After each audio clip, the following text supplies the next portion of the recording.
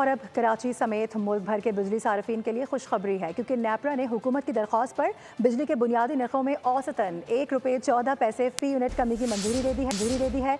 बिजली के बुनियादी टैरिफ में ज़्यादा से ज़्यादा ₹1.16 फी यूनिट तक कमी होगी।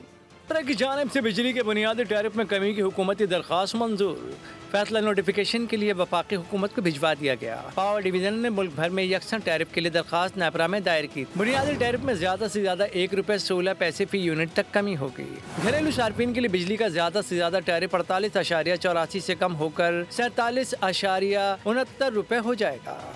100 यूनिट तक प्रोटेक्टेड घरेलू सार्फिन का टैरिफ ₹1.15 कमी से ₹10.54 और 101 से 200 यूनिट तक ₹13.01 हो जाएगा।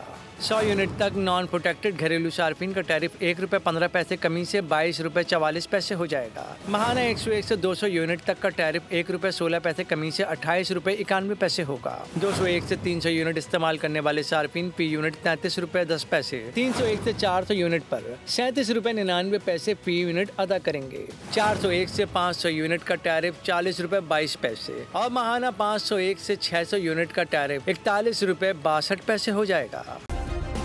सब्सक्राइब करें और बेल दबाएं ताकि कोई खबर रह न जाए।